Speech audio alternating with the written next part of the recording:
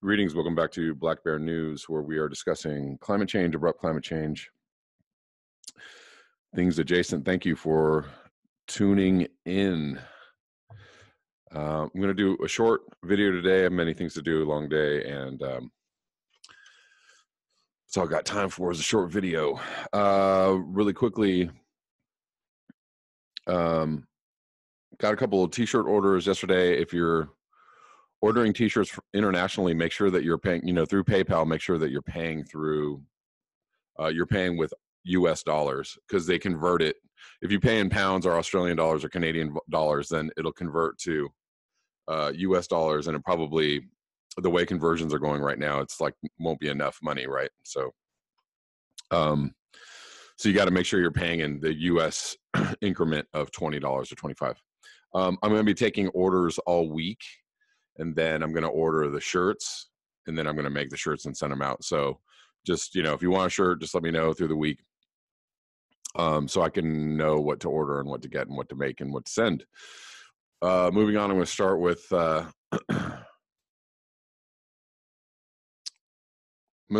a comment from Imogen. Extinction Rebellion are running a series of events today in Glasgow. The Blue Wave event, a family event, which I thought, hey, great, I can take the kids, but and I simply don't know what to do, was all set to go. But then the thought of my oldest son, especially only 9, but a ferociously clever 9 and very, very curious. In the end, I decided not to go. My son will research thoroughly and worry himself sick. Is that wrong? I completely feel he should know, but I also want him to have as much of a childhood as possible. He, of course, knows about a bit about climate change from school, but Leo will go the whole way and read and research, but then he will become ill with worry. I'm not the greatest parent. Perhaps I am making a mistake. But when do you tell children? At the moment, it's respect for the environment and people. We are hurting the planet and other people. We need to change our behavior to reduce this. Sometimes I wish my sons had a better mom, feeling sure that she would know what's best. Let's change that to all the time, not some of the time. The parent, I understand the confliction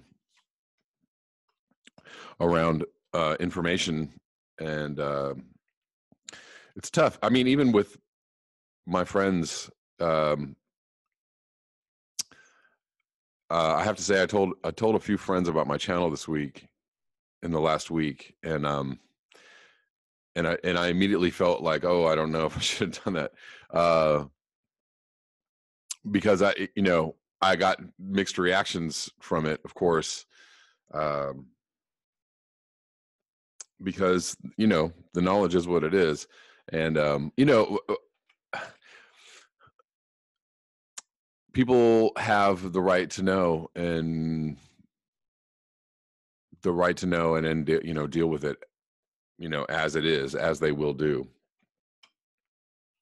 But it is a tough thing, because if you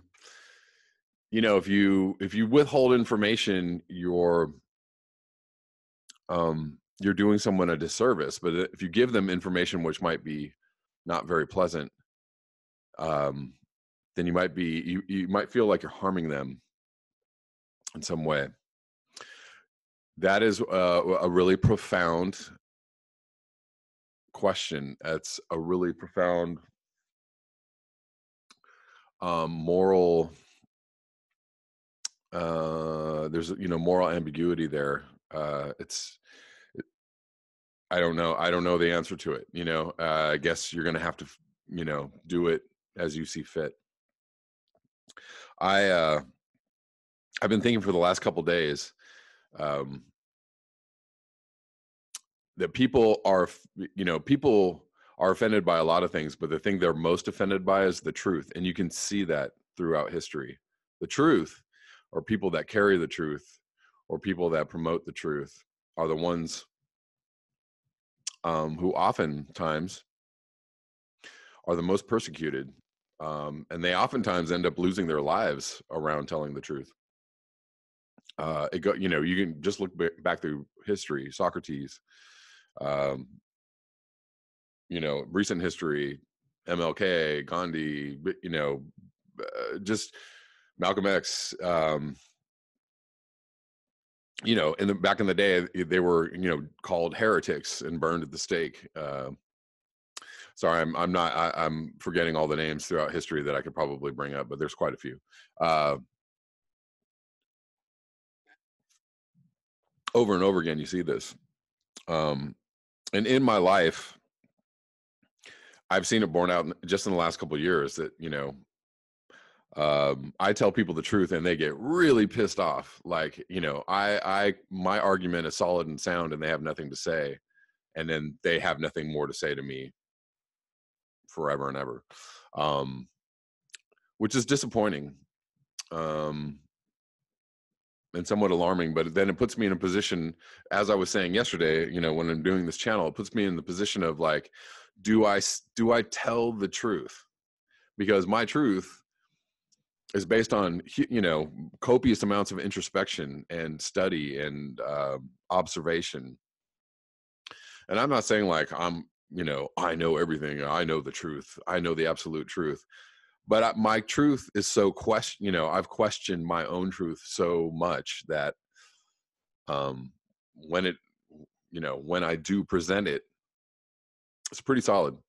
And I've just had times over the last few years where, I out-reasoned people. I gave them the truth, and then they,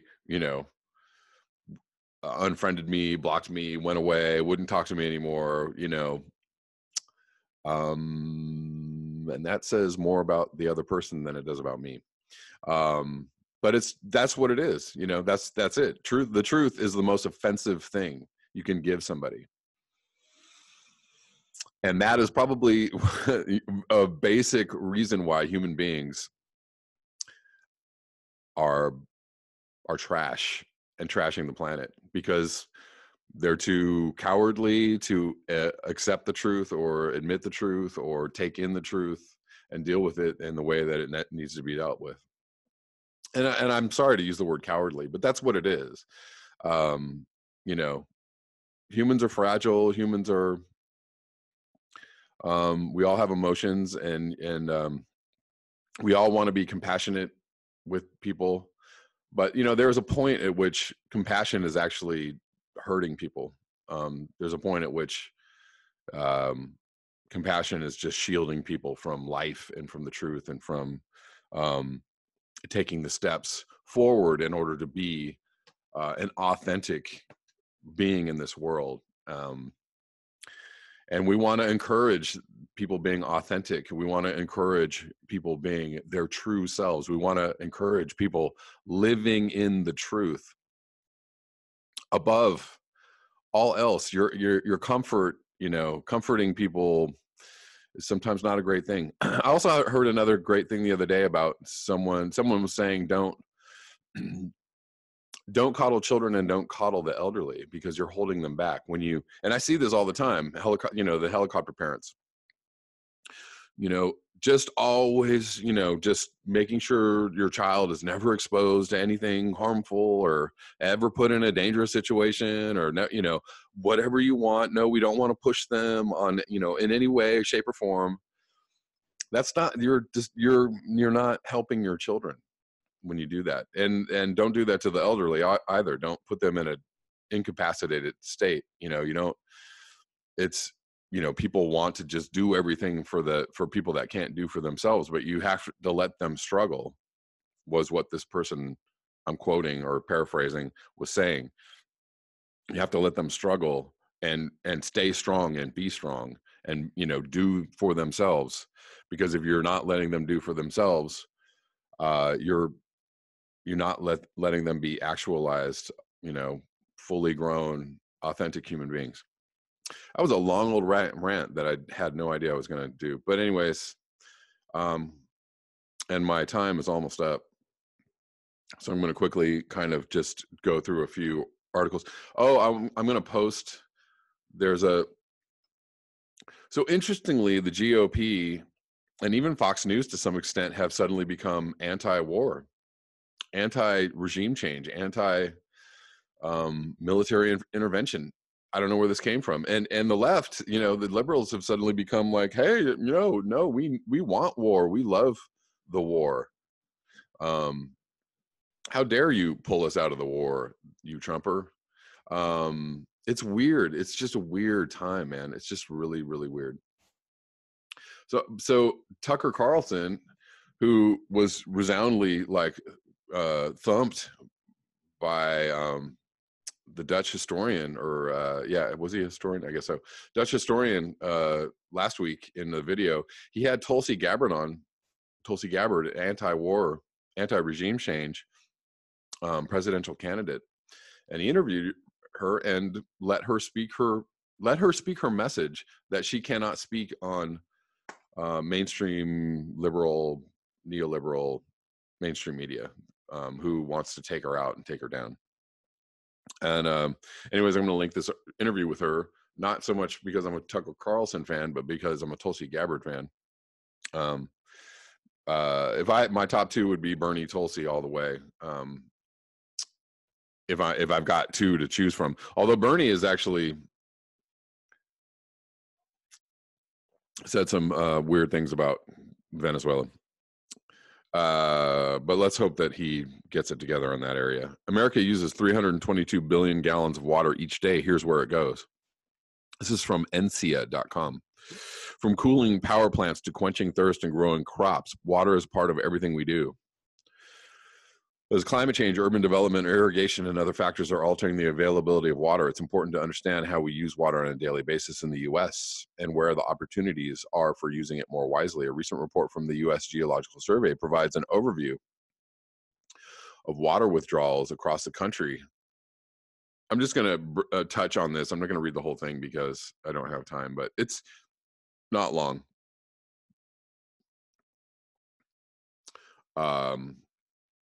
The following maps and data visualizations paint a picture of how and where America uses its water.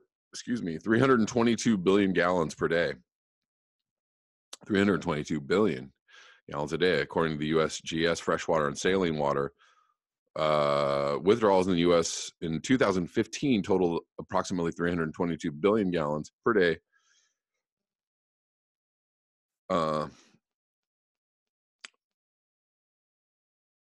That much water would fill up 1,163 Empire State Buildings a day. Surface water is the top source. The majority of water withdrawals, 61.5% or 198 billion gallons per day, come from surface water such as lakes, rivers, and streams. Approximately a quarter of freshwater withdrawals, totaling 82 billion gallons per day, were from groundwater. The remaining 13% came from saline sources. The top 5 states overall for water withdrawals are California 9%, Texas 7%, Idaho 6%, Florida 5%, Arkansas 4%. It's interesting to note that New York, the 4th most populous state in the country with nearly 20 million people, isn't on the list of the top 5. Showing the water use isn't directly related to population, right? California, obviously. Well, there's tons of agriculture here, so that's one of the main reasons. Consumption and population. Public supply refers to water that is used for domestic purposes, drinking, washing clothes and dishes, bathing, watering lawns, etc. And public services such as pools, wastewater management, and firefighting. According to the USGS, 283 million Americans, 87% got their drinking water from the public facilities. 2015. Nevada had the highest self-supplied domestic per capita use. Anyways, this is just an interesting article on water usage. Irrigation hotspots, of course, California. Arkansas also is high on the list, interestingly. Power generation. Thermoelectric power, 2015. That's mostly on the East Coast. Quite a bit of use there. Texas, Florida, Illinois, Michigan, and New York leading the way. Industrial water withdrawals, Louisiana, Illinois. Yeah, okay, I'm going to link that below.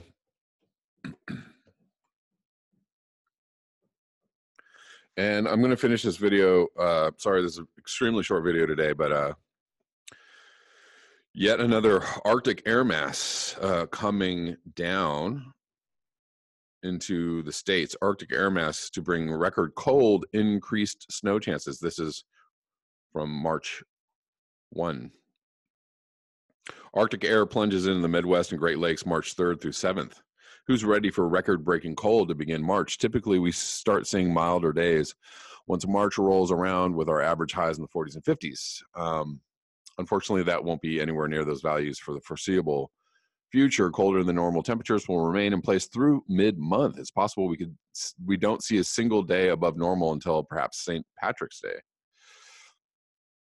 Again, and you know, why is this happening? We know the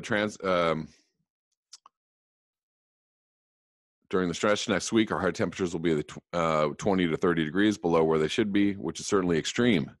20 to 30 degrees. Thankfully, we won't stay that cold for too long. Temps to begin to warm up by the end of next week into the 20s and 30s, but that is still below average for March standards. The first time we have a realistic shot at warmer than normal